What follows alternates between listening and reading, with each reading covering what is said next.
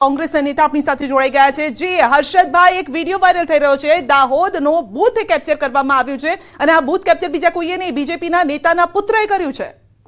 જી, દાહોદ લોકસભાની અંદર આ તો એક જ બૂથનો વિડીયો બતાવવામાં આવ્યો છે, પણ ઘણી જગ્યાએ આ લોકોએ બૂથ કેપ્ચરિંગ કર્યા છે અને કોંગ્રેસના એજન્ટોને આ લોકોએ ધાક ધમકી આપીને અને પૈસાની લોભ લાલચ આપીને ભગાવી દેવામાં આવ્યા। ઘણી જગ્યાએ જાતે અમે ફર્યા છે, ત્યાં અમારા એજન્ટોને ભગાવી મૂકવામાં આવ્યા હતા।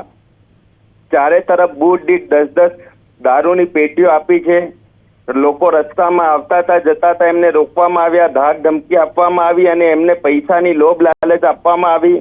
કોંગ્રેસના કાર્યકરોને મારવામાં આવ્યા, લોકોને ડરાવવામાં આવ્યા, ધમકાવવામાં આવ્યા અને ઘણી જગ્યાએ આ એક જ જગ્યાએ નહીં પણ દાહોદ વિધાનસભાની સાથે 7 જગ્યાએ આ લોકોએ 25 થી 30 બૂથોમાં આ લોકોએ બોગસ મતદાન કર્યું છે। ચારે તરફ આ લોકોએ ધાક ધમકી કરી છે અને મારે એવું કહેવું છે કે જો ભાજપે એટલું જ સારું કામ કર્યું હોય તો 10-10 દારૂની પેટીઓ ખુલ્લેઆમ લોકોને કેમ આપવામાં આવી? વોટ દીઠ 100 અને 500 રૂપિયા આપવામાં કેમ આવે છે?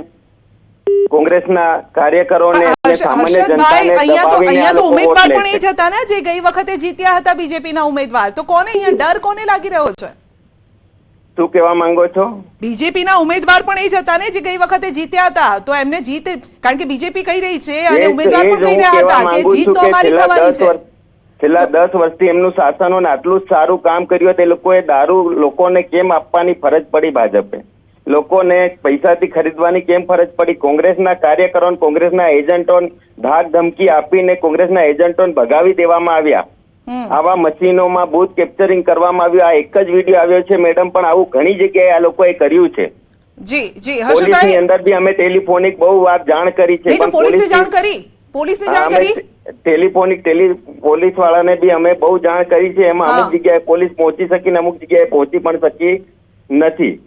જી જી, હર્ષદભાઈ આપનો આભાર અમારી સાથે જોડાવા બદલ। ડોક્ટર હેમાંગ ભાઈ આપણી સાથે જોડાઈ ગયા છે। હેમાંગ ભાઈ, આ શું થઈ રહ્યું છે? દાહોદ લોકસભા સીટ પર બૂથ કેપ્ચરિંગની આ ઘટના અને કોંગ્રેસના અન્ય એક નેતા સાથે અમારી વાતચીત થઈ, તેમનું કહેવું છે આ તો એક ઘટના છે, આવી તો 20-25 ફરિયાદો અમારી પાસે છે।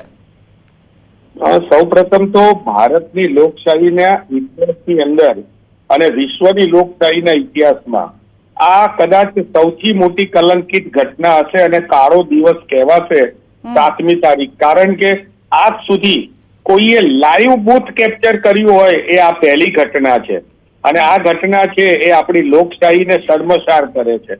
અને આવી ઘટના જે છે એ સંતરામપુરના પ્રથમપુરના ગામની અંદર જ્યારે ભારતીય જનતા પક્ષના નેતા નો પુત્ર વિજય ભાભોર જે છે એ આ રીતે કાયદાને ભોળીને પી જતો હોય અને સાથે સોશિયલ મીડિયા ઉપર જ્યારે વાયરલ પણ કરે, મને લાગે છે કે ભારતીય જનતા પાર્ટીની જે સરકાર છે એની પોલીસ અને અધિકારીઓ ઉપરની પકડ જે છે એ છૂટી ગઈ છે। અને ખાસ કરીને આમાં ફરિયાદ શેની કરવાની હોય? આની અંદર તો ચૂંટણી પંચના અધિકારીએ સુઓ મોટો લેવી જોઈએ, જાતે સંજ્ઞાન લેવું જોઈએ। એમના માટે આ શરમજનક બાબત છે। એમણે આના ઉપર જાતે ફરિયાદ લઈને જાતે આવા વ્યક્તિને ધડ દબોચીને એને એવી રીતે એને કેપ્ચર કર્યું ઈવીએમ, એ રીતે એને કેપ્ચર કરી અને એની ફોન પકડવો જોઈએ। અને આ જે છે એ વ્યવસ્થિત પૂર્વકનું મંડળી રચીને કરાયેલું કૃત્ય છે। એના ફોનમાં કોની જોડે વાતો થયેલી છે અને આ મંડળીમાં કોણ સામેલ હતું એ દરેકને આની અંદર મૂકવા જોઈએ। નહીંતર મને એવું લાગે છે કે આવનારા દિવસોની અંદર લોકશાહી ઉપરનો વિશ્વાસ છે એ ભારતીય જનતાને જે છે એ કદાચ ઓછો થશે। એ આપણા માટે બહુ દુઃખદ બાબત છે। હેમાંગભાઈ, પહેલો સવાલ તો લોકોને એ થઈ રહ્યો છે કે આટલી હિંમત કોઈની કેવી રીતે થઈ શકે કે મોબાઈલ લઈને તમે બૂથની અંદર જાઓ, ઈવીએમ બતાવો, ધમકી આપો, આ સાથે લાઈવ તમે આ વિડીયો પણ બતાવો, પરંતુ જ્યારે ફરિયાદ થાય પછી એ વિડીયો ડિલીટ કરી દેવામાં આવે છે। પહેલી વસ્તુ, આ હિંમત થાય કેવી રીતે? મને લાગે છે હિંમત એટલા માટે થાય કે તંત્ર જે છે એ આ નેતાઓ એમ માનતા હોય કે અમારી મુઠ્ઠીમાં છે, સરકાર અમારી છે, અહીંયા સરકાર અમારી છે, કેન્દ્રમાં અમારી સરકાર છે, અમારું કોઈ કઈ પ્રકારે તોડી નહીં શકે, એવી જે માનસિકતા છે। અને સાથે સાથે દરેક બૂથની સીઆરપીએફ ની ફોર્સ આપવામાં આવેલી છે, પોલીસ આપવામાં આવેલા છે। આ બધા લોકો ક્યાં ગયા હતા? અને જો આ બધા લોકોની હાજરીમાં આ વસ્તુ થઈ હોય તો ના માત્ર આ ગુનેગારને પરંતુ એમના મુખ પ્રેક્ષક બનીને જોનાર જે લોકો છે કે જેમની જવાબદારી હતી એમના ઉપર પણ કાયદાકીય પગલા લઈને તેમને પણ નસીહત કરવા પડે, કારણ કે આ ઘટના જે છે એ પહેલી વાર બની છે અને જો આ ઘટના વારંવાર બનતી રહેશે તો ભારતની લોકશાહી માટે બહુ ચિંતાજનક મુદ્દો છે. આમાં હવે તો ચૂંટણી પતી ગઈ છે સંધ્યા, હવે આપણે ચૂંટણી પતી ગઈ છે, મારે આની અંદર કોઈ રાજકીય બાબત નથી લાવવી. માંગ શું છે હેમાંગભાઈ, માંગ શું છે કોંગ્રેસની?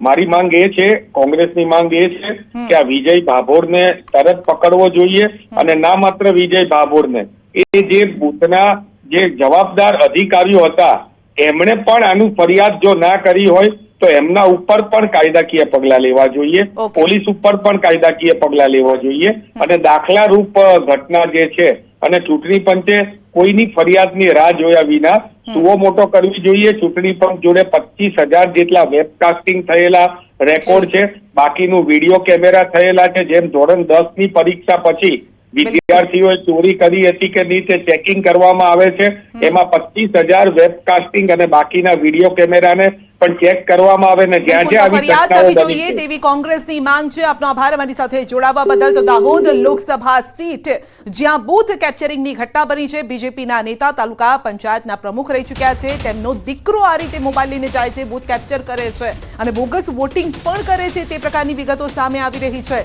સવાલ એ છે કે એક્શન શું લેવાશે અને તેની અસર કઈ રીતે જોવા મળશે? શું અહીંયા ફેર મત ગણતરી થઈ શકે છે? લોકોના મનમાં હવે આ સવાલ ઉભો થઈ રહ્યો છે.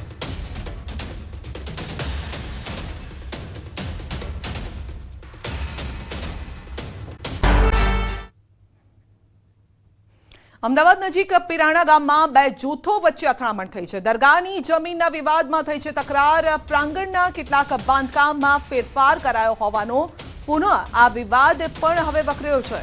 અગાઉ પણ સર્જાઈ ચૂક્યો છે આ મામલે મોટો વિવાદ. ગત મોડી રાત્રે બે જૂથ આમને સામને આવી ગયા અને વિવાદ વકર્યો. સમગ્ર પિરાણામાં ગોઠવાયો છે ચુસ્ત પોલીસ બંદોબસ્ત અને એસઆરપી સહિત સશસ્ત્ર જવાનો ગોઠવી દેવાયા છે. અમદાવાદ જિલ્લા પોલીસ વડા સહિતના અધિકારીઓ સ્થળ પર પહોંચ્યા. અમદાવાદ ગ્રામ્ય પોલીસ હાલ સ્થિતિ કાબૂમાં છે તેવું કહી રહી છે. તો વિડીયો સામે આવ્યો છે, આપ જોઈ શકો છો. દિવાલને લઈને આ વિવાદ છે. પિરાણા ગામમાં બે જૂથ વચ્ચે અથડામણ થઈ હતી. દિવાલ તોડી પાડવાનો આ મામલો છે અને ત્યારબાદ પોલીસ બંદોબસ્ત પણ ગોઠવી દેવાયો છે.